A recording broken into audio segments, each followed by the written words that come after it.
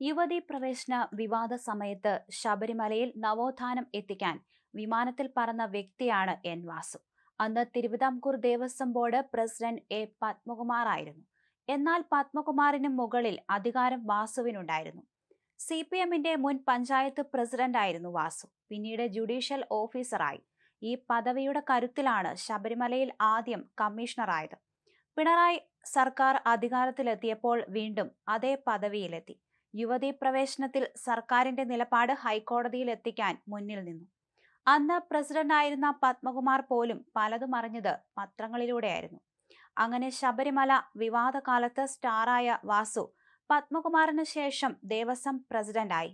കമ്മീഷണറും പ്രസിഡന്റും ആകുന്ന വ്യക്തിയെന്ന അപൂർവതയും തേടിയെത്തി.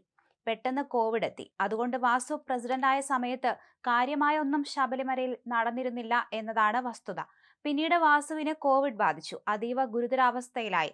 അന്ന് വെന്റിലേറ്ററിൽ കിടന്ന വാസുവിനെ സർക്കാർ എല്ലാ അർത്ഥത്തിലും വിദഗ്ധ ചികിത്സ ഉറപ്പാക്കി. സ്വകാര്യ ആശുപത്രിയിലെ ചികിത്സയിൽ നിരന്തര നിരീക്ഷണം സർക്കാർ നടത്തി. അങ്ങനെ വാസു അതിനെ അതിജീവിച്ചു. ഇപ്പോഴിതാ മൂന്നാമത്തെ വിവാദം. അത് സ്വർണ്ണപ്പാളി കേസും. ഹൈക്കോടതിയുടെ മേൽനോട്ടത്തിലാണ് സ്വർണ്ണക്കൊള്ളയിലെ കേസ്. CPM ബന്ധമുള്ള വാസു പ്രതിയായാൽ അത് സർക്കാരിനെ വെട്ടിലാക്കും.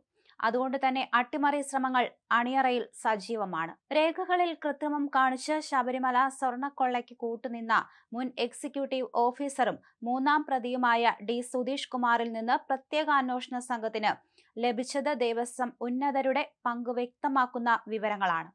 സുധീഷ് കുമാറിനെയും പോറ്റിയുടെ സുഹൃത്തും ഇടനിലക്കാരനുമായ CK വാസുദേവനെയും SIT ഈഞ്ചക്കലിലെ ക്രൈംബ്രാഞ്ച് ആസ്ഥാനത്തേക്ക് വിളിച്ചു വരുത്തിയിരുന്നു.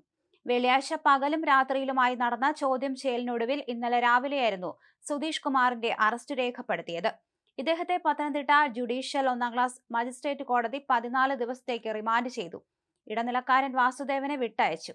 2019 ദേവസ്വം കമ്മീഷണറായിരുന്ന N വാസുവിനും പ്രസിഡന്റായിരുന്ന A പത്മകുമാറിനും ശ്രീകോവിൽ പാളികൾ സ്വർണം പൊതിഞ്ഞതായിരുന്നുവെന്ന കാര്യത്തിൽ വ്യക്തമായ ധാരണയുണ്ടായിരുന്നുവെന്നത് സംബന്ധിച്ച വിവരങ്ങൾ സുധീഷ് കുമാർ SITയോട് വെളിപ്പെടുത്തിയെന്നറിയുന്നു.